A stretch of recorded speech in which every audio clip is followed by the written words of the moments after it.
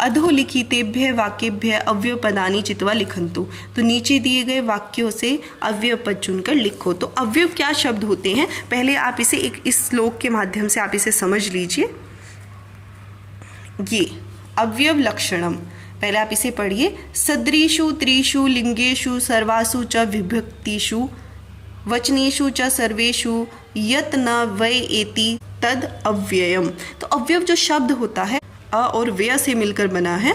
तो अव्यय अ का अर्थ होता है नहीं, व्यय का अर्थ होता है खर्च। तो जो खर्च नहीं होता है अर्थात जिसमें किसी भी तरह का कोई विकार को कहते हैं परिवर्तन, कोई परिवर्तन नहीं आता है तो उसे ही हम अव्यय कहते हैं। अब परिवर्तन कैसे नहीं आएगा, त्रिषु लिंगेषु, आप अव्यय शब्द को किसी भी लिंग के साथ प्रयोग करिए, उसमें कोई परिवर्तन नहीं आएगा। किसी भी विभक्ति के साथ प्रयोग करिए, किसी भी वचन, एक वचन, द्विवचन, बहुवचन के साथ प्रयोग करिए तो उनमें कोई परिवर्तन नहीं आता, तो वही हमारे अव्यय पद होते हैं। जैसे आप हिंदी में एक बार समझिए, एग्जाम्पल होता है जैसे ऊपर शब्द है कि जैसे सीता ऊपर जाती है, राम ऊपर जाता है, तो हमारा संज्ञा शब्द बदल गया, स्त्रीलिंग, सीता स्त्रीलिंग हो गई और राम पुल्लिंग हो गया, लेकिन जो ऊपर जो शब्द है हमारा वो नहीं बदला है। तो इसी तरह जो तीनों लिंगों में, सातों विभक्तियों में, तीनों वचनों में जिसमें कोई परिवर्तन नहीं होता है, समान रूप से रहता है, तो वही हमारा अव्यय शब्द, तो वही हमारे अव्यय शब्द होते हैं।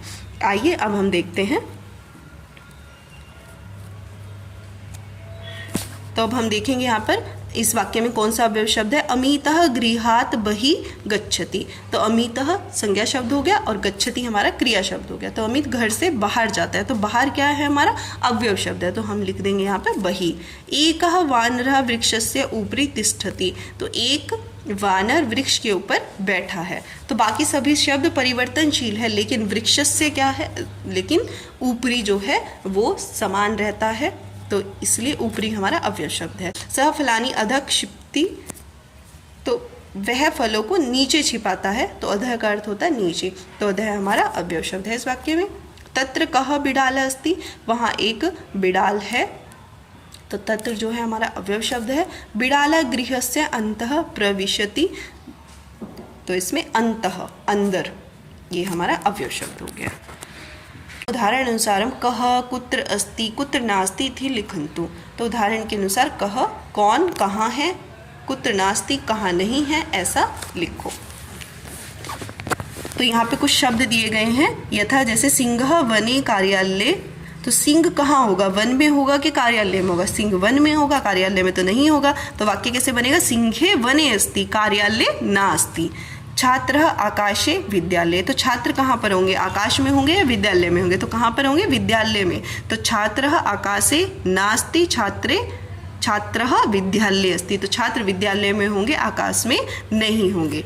तो इसी तरह से मत्स्य है समुद्रे और वृक्षे। तो मत्स्य मछली समुद्र में होंगी या वृक्ष में होंगी, तो मछलियाँ कहाँ होंगी, समुद्र में। तो हम कैसे बनाएंगे, मत्स्य है समुद्रे अस्ति मत्स्य वृक्षे नास्ति। आप इसका अभ्यास पहले स्वयं करें और फिर मिलान करें कि हाँ आपने सही करा है, इसी से आप सीख पाएंगे। मधुरता लड्डू के और कसाय। तो मधुरता लड्डू के अस्ति, मधुरता मिठास जो होती है वो लड्डू में है, लड्डू के कषाय नास्ति, और लड्डू जो होते हैं वो कषाय कसैले नहीं होते हैं। उष्णता गर्मी सूर्य चंद्रे। तो उष्णता गर्मी किस में होती है, सूर्य में होती है, तो क्या बनेगा, उष्णता सूर्य अस्ति चंद्रे नास्ति। वानरः नद्याम वृक्षे। तो वानर बंदर जो है नदी में होंगे या वृक्ष में होंगे, तो कहाँ होंगे, वानर वृक्ष के ऊपर होते हैं, तो क्या लिखेंगे, वानरः वृक्षे अस्ति नद्याम नास्ति। नौका जले पर्वते। तो नौका नाव जो है वो जल में होगी या पर्वत में चलेगी, तो नौका कहाँ चलती है, जल में होती है, तो नौका जले अस्ति, नौका जल में है, पर्वते नास्ति पर्वत में नहीं है। अज्ञानम पंडिते मूर्खे।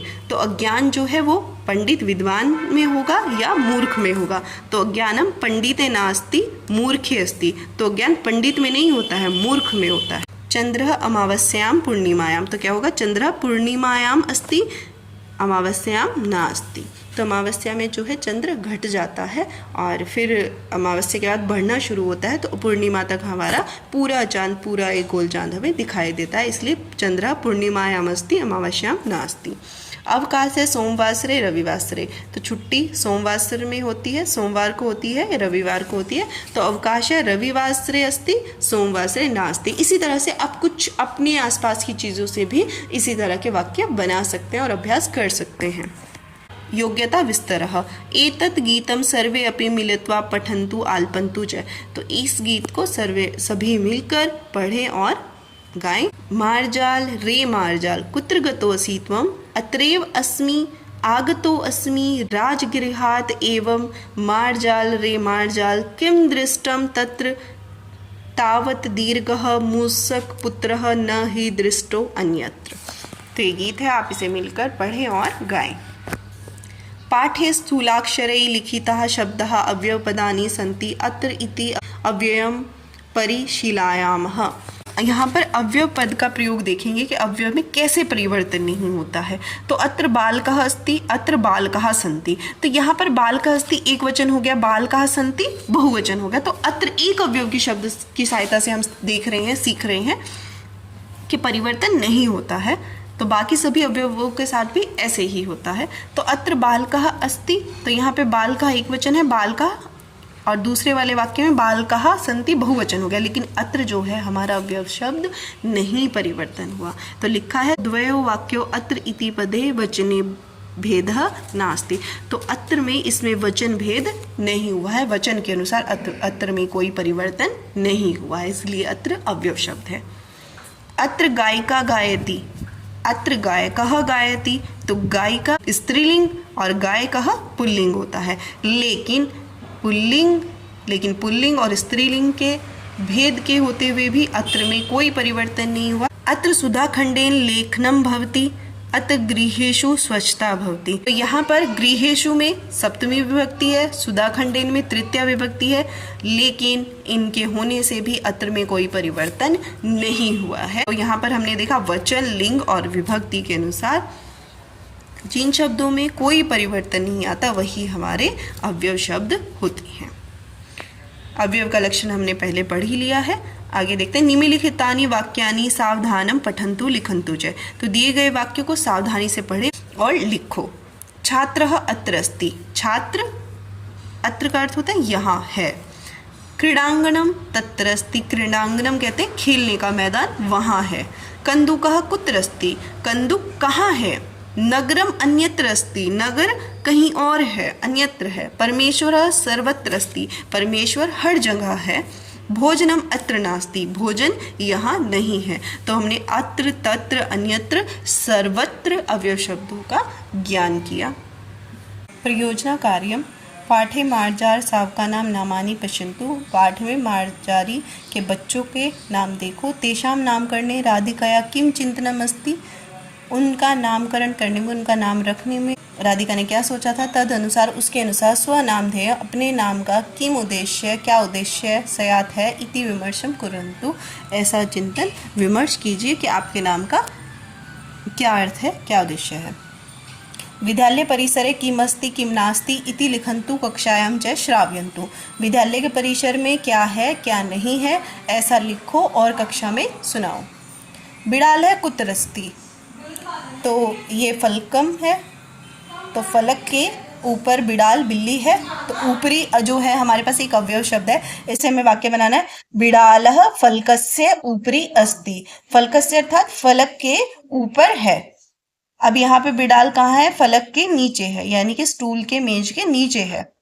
अधः, नीचे को क्या कहते हैं, अधः, ये हमारा अवयव शब्द है। तो वाक्य क्या बनेगा, बिडालः फलकस्य अधः अस्ति।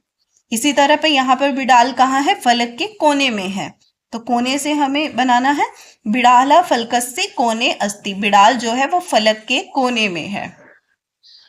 अब यहाँ पर देखिए आसन है और उसके सेंटर में, केंद्र में जो है बिडाल बैठी है, तो क्या वाक्य बनाएंगे, बिडालः आसनस्य केंद्रे अस्ति, बिडाल जो है आसन के केंद्र में है।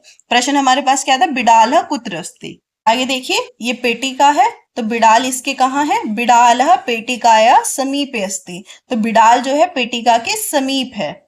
यहाँ पर देखिए पेटिका ये रही, बिडाल ये रही, तो ये कहाँ पर है, दूर है, तो यहाँ पर दूरे से बनाना, बिडालः पेटिकायाः दूरे अस्ति, बिडाल जो है पेटिका से दूर है। बिडालः पेटिकायाः अन्तः अस्ति। अन्तः का अर्थ होता है अंदर, तो बिल्ली कहाँ है, पेटिका के अंदर है, तो बनेगा वाक्य बिडालः पेटिकायाः अन्तः अस्ति। अगला देखिए, बिडालः पेटिकायाः बहिः अस्ति। बहिः का अर्थ होता है बाहर, तो बिडाल कहाँ है, पेटिका के बाहर है। बिडालः कन्दुकस्य पुरतः अस्ति, तो पुरतः का अर्थ होता है सामने, कंदुक कहते हैं गेंद को, तो गेंद के सामने बिल्ली है, तो वाक्य बना बिडालः कन्दुकस्य पुरतः अस्ति। बिडाल कंदुक के सामने है। पृष्ठः का अर्थ होता है पीछे, तो गेंद के पीछे है, गेंद उसके सामने है, तो बिडाल को पूछा है, वो पूछ रहे हैं कि बिडाल कहाँ पर है, तो बिडालः कन्दुकस्य पृष्ठः अस्ति। बिडाल जो है कंदुक के पीछे है। अब ये देखिए बालक है और ये बिडाल इधर है। दक्षिणतः, तो बिडालः बालकस्य दक्षिणतः अस्ति। बिडाल जो है वो बालक के दक्षिण में है। बिडालः बालकस्य वामतः अस्ति, तो वामतः का अर्थ होता है बाईं ओर और दक्षिणतः का अर्थ होता है दाईं ओर। यहाँ पर बालक के दाईं ओर है और यहाँ पर बालक के दाईं ओर है, तो दक्षिणतः दाईं, वामतः बाईं ओर। तो इसी के साथ हमारा सप्तमः पाठ है समाप्त होता है। धन्यवाद।